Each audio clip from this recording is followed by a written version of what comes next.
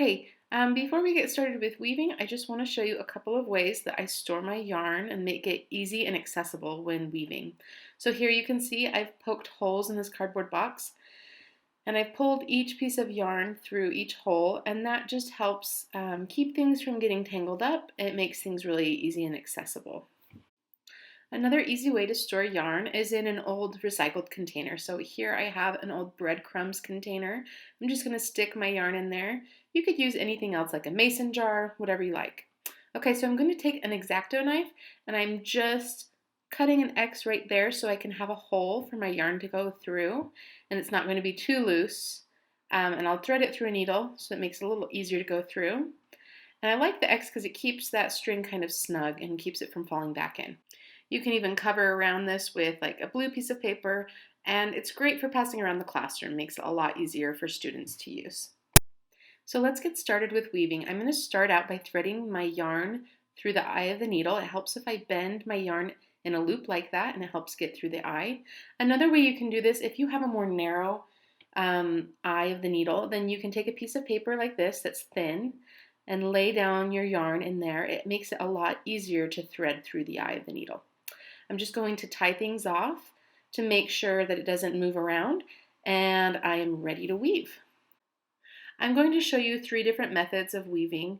This first one is where we're going to leave the ends of the yarn hanging off, and we'll tuck them in later. So this first one I will tuck into this notch in the cardboard, and you'll notice my cardboard loom, I've already made it with a little bit of a lift right there. If you don't have that, you can take a pencil and just put it underneath your warp threads, and that will give you a nice lift so that it's easy to weave in and out underneath. To start weaving, you'll want to put your needle under the first thread and then over the next one, and then over, under, and that's why I have these alternating threads. These warp strings are different colors just to help you remember which one you're supposed to be going under and which one you go over. You don't have to have those, but it can be helpful, especially for kids who are trying to remember. Okay, now I don't want to pull too tight on this yarn or else it will pull my warp threads in. So I'm going to keep it loose, and I'm actually going to use a method called bubbling where it just curves up like a bubble. And then I'll use a fork. You can use your fingers, but I like using just a plastic fork. And I will just pull that string in the right shape and then tuck it down. And then I'll be ready to go on the next row. So this time I want to make sure whatever I did last time, let's see, last time yellow was over. So this time I want to go under. So if this was over, this next one's going to be under. I'm going to do the opposite of the first row. So I'm going to go under this yellow string and over the blue. Under and over, the exact opposite of what I did before. That way it will lock in all the yarn. If you do it the other way, your work will come undone. So notice when I'm pulling my yarn, I want to bubble again, so I'm not going to pull this really tight. I'm just going to loosely let it curve back, not pull any tension on those warp threads. And then I'll just take my fork and I'll tack everything down. So I'm going to continue this process. This time I'm threading the opposite of my last thread. And I'm going to keep going back and forth, over and under, alternating which ones I go over and which ones I go under. And I'll continue doing that until I run out of yarn. All right, I'm running out of this blue yarn, so I'm going to trim it off of my needle. And I'm going to leave it hanging off to the side for now. Later, I'm going to actually tuck it back in and thread through my weaving.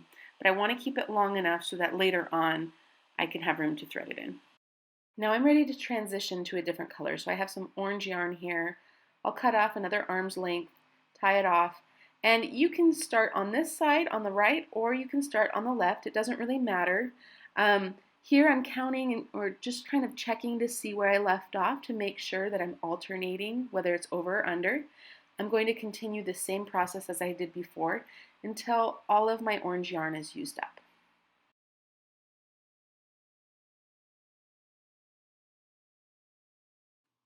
Okay, here you can see I finished alternating between blue and orange. At the very end I have these strings hanging off, so I'm going to start with the first one. I'm going to thread it through my needle, And I'm going to go back up through these loops on the side. And you can go and catch a little bit more if you want. I'm trying to stay within all of these end loops. And I'll pick a spot to come out. You can go all the way through the end if you want. And I have to be careful to not tug too tight or else it'll create some tension on the bottom. So I have to loosen that up a little bit. Okay. Once I've gotten that loosened up, all right, it looks back to normal for the most part. Okay, I have this string hanging off the edge that I don't need anymore, so I'll just snip it and it will stay secure underneath those other threads. I'm going to do the same thing with all the loose ends here. I'll thread them through the needle, and just like I did with the first one, I'm going to tuck the needle through this tunnel of loops. Now before I went all the way through here, I'm just going midway through. I've noticed if I go all the way through the tunnel with all of them, it gets a little bulky through there. So I try to just keep it short without being too short, of course, because I want that yarn to stay secure. Okay, here you'll notice I'm on my last loose thread on this end. So what I'm going to do is I'm going to go the opposite direction. I know the other ones were all going the same direction, but you can just go opposite and then trim the thread the same way you did the others. And that side is finished. I'm going to just kind of tuck and arrange it, and then I'll do the exact same thing on the other side.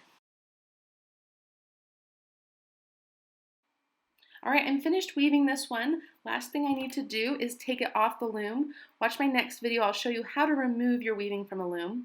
If you'd like to learn other ways to weave and transition between different colors, stick around on this video and I'll show you a couple of different methods. The next method, what we're going to do is rather than leaving a thread loose on the end, we're going to have the thread loose kind of in the middle, and we're going to cut it a lot shorter. So you'll notice I'm threading through in the middle of my loom, and I'm going to leave a small tail. And then instead of going below, I'm actually going to go above to get this started. So I'm going to go under. Let me scoot this down a little bit. Okay, I'll go under, over, which is opposite of what I started off with. And then I'll pull this string through. So there's my little tail right there. I'm going to leave it for now. I'm going to work my way down, under, over, the opposite of what I started with. And this is going to be right under that original string that I started weaving. That way it's sandwiched in there. I'm going to continue the same process, trying not to pull the string too hard because I don't want too much tension there. And I'll continue on just like I did before. So here I've run out of my purple yarn. It's ready to transition to another color. So what I'm going to do is I'm going to weave one more time just halfway through my loom. And then I'm going to trim with my scissors, leaving a little tail behind about the same length as the first one when I started.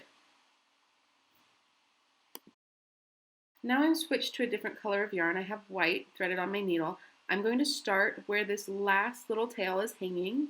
I'm going the same direction, but I'm going to overlap a couple of warp strings. So tuck under and over there, pull my yarn through, and you'll notice when I finish pulling this yarn through, I will have a little tail about the same length as the other one. And this little tail will be going kind of the opposite direction. There we go. Just like that. And I'm going to continue on weaving, leaving these little tails as I go, and at the very end we'll take care of those and we'll trim them up.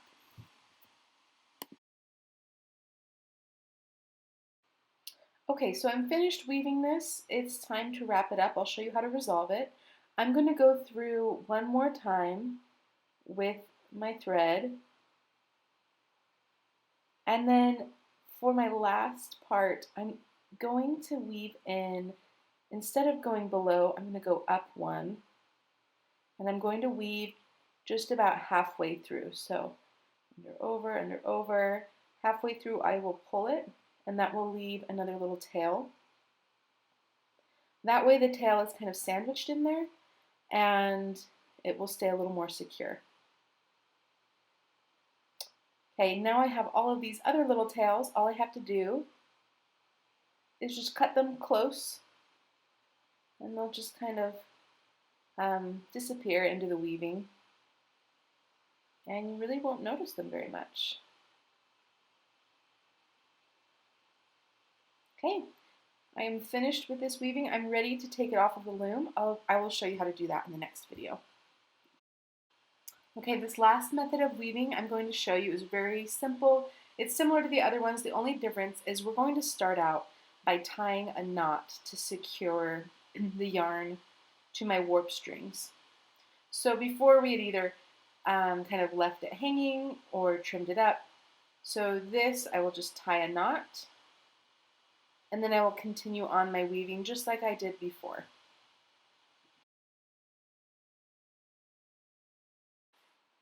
Okay, now that I've run out of this pink yarn, I'm ready to transition to another color.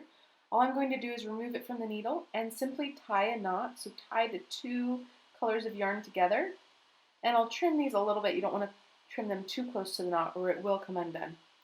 And now I'll just secure it to my needle again and continue weaving. When you're finished weaving all your colors, at the very end, you'll go ahead and tie a knot to secure it again to that last warp string. Once you have a secure knot, you can trim off a piece. And you'll notice you have little loose ends, so I'm going to go ahead and use my needle to tuck those threads and pull them through those tunnels on the end. That way the strings aren't showing and they're a little more secure. All right, I'll trim those off and I am finished and ready to remove it from the loom.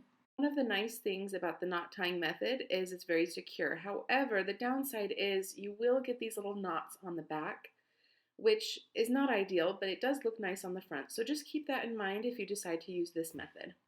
If you'd like to learn how to weave shapes like triangles, diamonds, or squares, I'll demonstrate how to do those in my next video in Weaving Part 3.